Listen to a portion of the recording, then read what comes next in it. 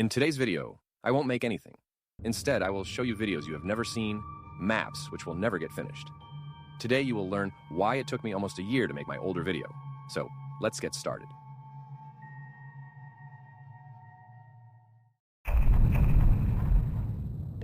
Right after I switched to Java, I had 4 projects I really want to make. First was, for some reason, an armor stand model of Rockstar Freddy. Next was Popgoes, and the last 2 projects were Fredbear's Family Diner and Rat and Cat Theater, based off 5 Nights at Candy's 3 minigames. And eventually you saw Fredbear's Family Diner as a collab video on Wellpaper's channel. I cannot say the same thing about Theater Video. I had to cancel it due to my computer breaking back in time. It can be considered as lost media, since save of the full theater build is missing, though I still have some content to show it. Let's start with the video. Since a lot of time had passed, I'm not sure if I got all the stuff edited. At least I remember that I finished that video until La Plan's moment. So, footage you will see is not everything I edited.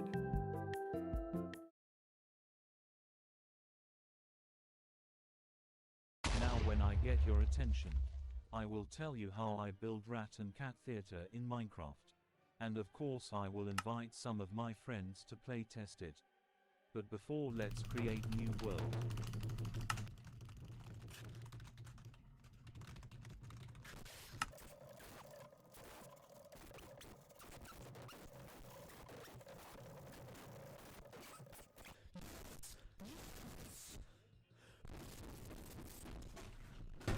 I wanted to make my videos more funny.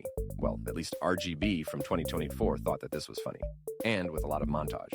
Looking back, this video feels nostalgic to me, but I would never try to continue it. Speaking of the map, I have a save file with completed entrance and outlines. I don't think I can say anything more because this map had some good stuff, some nice ideas like hide-and-seek mechanic where you would around map and hide from Cat while flashing Rat. But that's pretty much it, so let's move on. For some reason, as my side project, I picked Popgoes. This time I have finished the map version save, unlike the video which is completely lost. I like how I made the map, though I used a lot of stuff from Spicy Mango, because back in time I absolutely loved their builds. This map had the whole build done, but no gameplay at all. The only thing I remember about this map is that I planned to use a book-based camera system when you had to open a book and click on text. Maybe I will make Popgoes, but this time more greenish. To be honest, I thought this part would be longer. RGB? Oh, hello guys. I didn't expect you to be here. Yeah, we heard you needed some help. Anyways, what are you doing here? Well, I wanted to take my jam and got lost in my own basement. RGB, why do you have such a big basement? Okay, but if you want to get out of here, you gotta find what you're looking for. Which in your case would be jam. Do you have any idea where it can be? I think yes. Coolio beans. But there is one more thing you need to know. If you want to escape this place, you need... I guess I have to get my jam alone. The Joy of Creation was a really ambitious project. At the time when it came out and I started working on it, I was still helping Wellpaper with Fredbear's Family Diner map. That was my first solo project I planned to finish on Java Edition. My editing skills improved as well as commands knowledge. I had a lot of stuff related to this video saved. Working map with Freddy and Bonnie, 5-minute long video, and even video thumbnail, which is actually sick. Unfortunately, at one point, all armor stand disappeared from the world, just like my wish to work on the map. And just like with most long-time developing projects, I had troubles with the map being outdated. I didn't want to keep working on it, so I just canceled it. Besides, I thought that Cuppa did a much better job at making the gameplay of it than me. But let's just talk about both map and video already. I finally can play you the Joy of Creation demo. Ha, it shouldn't be that scary, right?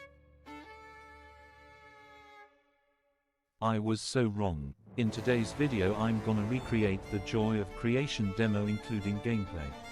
And of course I'm gonna invite my friend to play test it, so stay tuned. Let's start with the fact that I made an office. It wasn't as difficult as the smaller decorations. I made this table where the main character was developing the game. There are a lot of armor stands with player heads all over the house. I think we shouldn't focus on this and should move on to something more interesting. But before, don't forget to join my Discord server. Link in the description.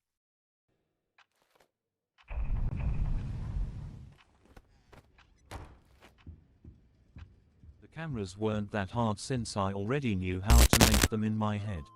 To sit at the table and get access to the cameras, you must click on the invisible silver fish, which is on the table. And as the hint says, To leave, just move backwards. By clicking on one of the 3 monitors, you can switch between cameras. And to exit them, it is enough to throw an item. Yes, I didn't reinvent the wheel.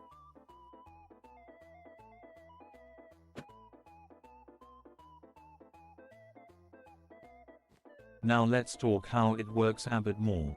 Let's start by opening camera's system. The first command block checks if the entity has received damage and activates the cameras. The second one checks if the cameras are on and blocks the player from moving away from the table. There are also 2 command blocks here, which, if the cameras are turned on, they teleport silver fish with open monitor tag up to prevent the player from clicking on it again and turning on the cameras. The lower one teleports it back down. There is a closing cameras system nearby. It checks if the player is standing right next to the armor stand, and just restart everything. Then after turning on the cameras, 3 silver fishes with tags like Cam 1, Cam 2, Cam 3 will go down. And then they will check if silver fish with one of the 3 possible tags received damage. Well, then there's just teleportation and slowing down of the player. A glowing armor stand will also be teleported to the player, so that we can see everything. To exit the cameras, when we throw away an item, these command blocks teleport us back to the table.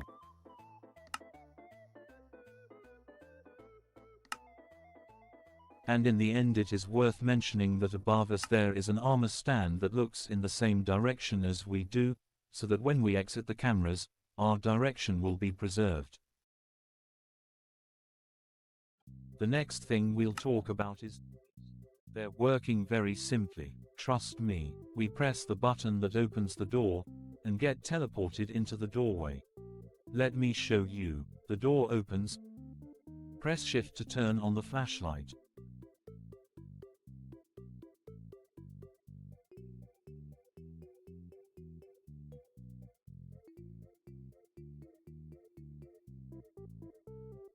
And to leave us, we simply move backwards. I'll do same thing for other passages to the office. We have 2 lines with animation frames. These are responsible for detective button pressed. We are standing in the armor stand to exit. When one of the lines is active, the clone and teleportation commands are activated, and the effects are given to the player. These command blocks are responsible for the flashlight, depending on if the player is sneaking, and changes the value for the armor stand. And finally, the second row is responsible for resetting all of this.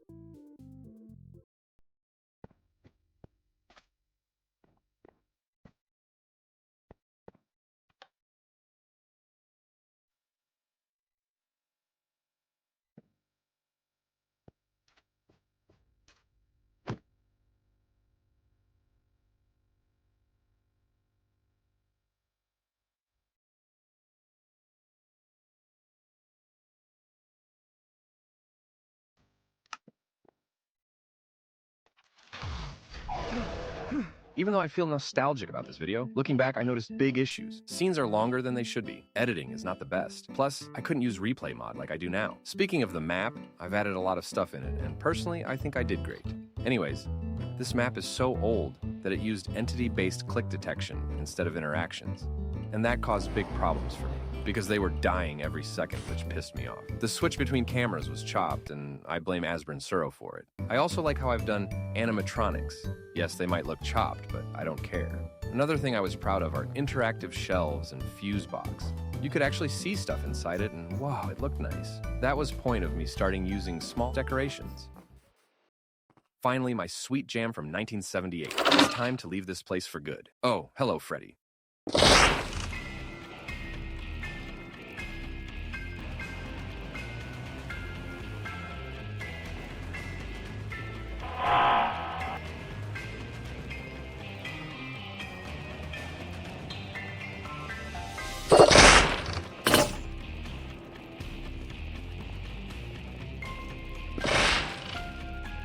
Dang, that was really close. Never again in my life will I go back there. Anyway, I think I got it. I have my sweet jam. Where's the exit, though? The end of 2024, beginning of 2025 was time when I was cooking. At this time, I started 2 projects, a small project called Popee and Buddies 2 and FNaF Plus. FNaF Plus was supposed to be a giant map, with cutscenes and mini-games between the nights, like fixing arcade machines or cleaning the dining room, but this optimism might have killed the map. But let's start with the beginning of 2023. FNaF Plus was still being developed, and I made a gigantic FNaF Plus map. I wanted to recreate CuppaTX's camera system in Bedrock. And, I don't want to explain this mess. Not gonna lie, I don't want to touch this. So I moved on, and a few years later made a new version of FNaF Plus. This map was smaller and much better compared to the old Nightmare. Nothing much interesting in here. You can even download Build Showcase version on Planet Minecraft. And years later, I decided to try again and make my final take on FNaF Plus. And I absolutely love both the map and the video which I was making, unless the map is laggy as hell, and I need to turn off graphics to just showcase the map. The reason for that is 1,000 entities, which is insane. Unfortunately, I never thought of using structure blocks to optimize stuff.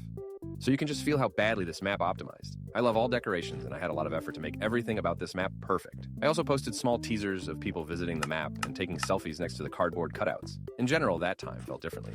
It had some warm and nostalgic vibes. I also wanted to give player ability to customize whatever they want, from desk decorations up to buttons. But this project was never finished. Now, let's take a look on a video. Today, I will recreate 5 Nights at Freddy's Plus in Minecraft with working gameplay. I'm not as good as my friends at building, I mean my building skills are bad. Anyway, sometimes I can cook with commands. So watch the video until the end, because I also invited some YouTubers to play this map. I think we should start. Since I'm planning on releasing this map, I don't think speed build is something that should be in this video. However, I will give you a quick tour of the pizzeria.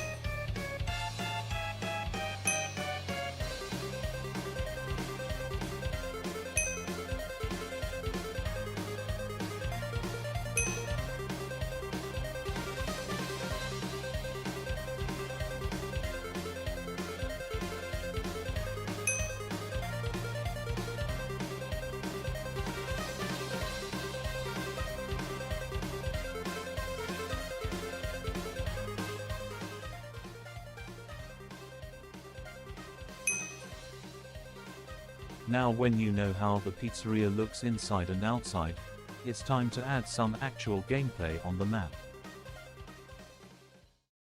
Since I'm playing on Java, I will use different way to make doors.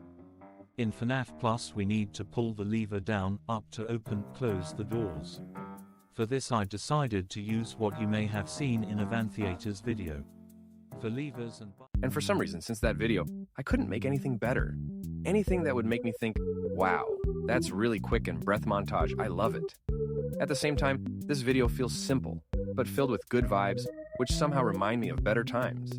It felt warm and nostalgic, but honestly, I just couldn't handle the size of this project. It was too big for someone who couldn't finish demo of pretty simple, the joy of creation. That's not the end of FNaF Plus content though. I also started designing cameras and got pretty decent design back in February. I made player heads for it and stuff. At one point, I started teasing demo, which was supposed to release in March, but Bugs got released in April.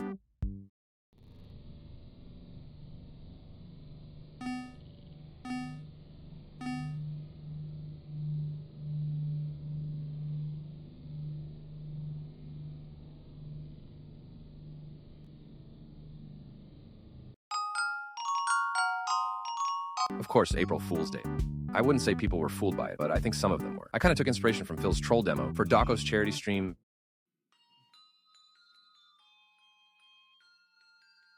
But now we have to move on to the last projects, which were canceled. You might ask me, but RGB, Popee and Buddies video is on your channel, and you would be right, unless you haven't watched it. In my video, I briefly mentioned an old version of the video, which was indeed lost, so I present to you old version of the video. I was peacefully playing my Minecraft hardcore world when someone pinged me on Discord. Little did I know that this notification was from my old pal.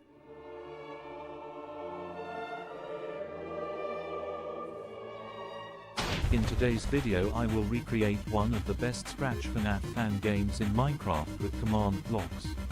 Also I invited my friends to play this map. And if you want to try this map yourself, make sure to watch this video till the end. Since the game I'm recreating is kinda small, it literally takes less than 14 minutes to beat the game. I think that this video is gonna be less than 3 minutes. So I decided to add peak speed build, but to make it a bit more interesting I will explain some game mechanics so when we'll work on the gameplay, you'll know what I'm talking about. It's worth starting with the fact that the night takes place in one place. We can use the switch on our table to light up the animatronics. Gradually each of them will change, and to avoid this you need to switch the light on them. Besides this, we can turn to the top, where several holes in the ceiling will await us. Using a flashlight, we must shine it on them. We do this to avoid the spider's attack.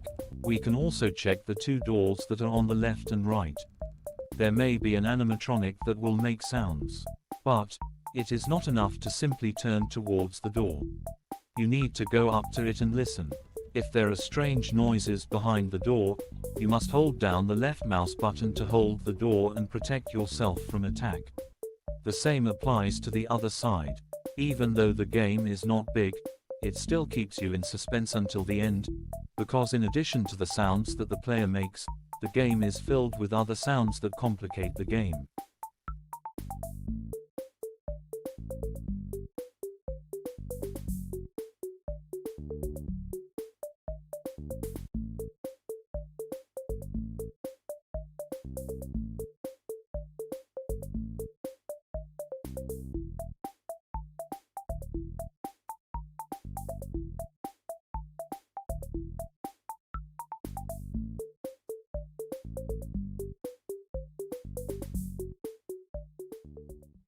It took me some time to place some armor stands around the place to make it look closer to the original game. I think I've done a good job and now we can work on the actual gameplay, starting with the stage lighting. But before that, I made some player heads in Blockbench and then imported them to the map using this command.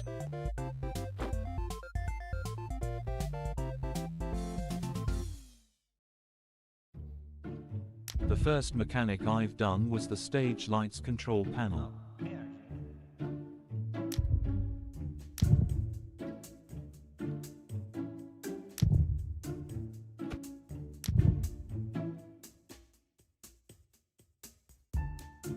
In my to-do list is Popee the bee.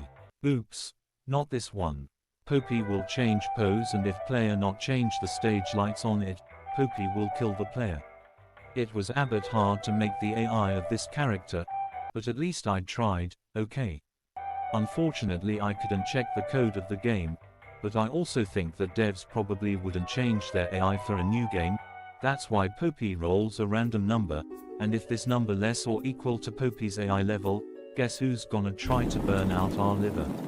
Anyways, here's our jump scare and let's move on to the next animatronic.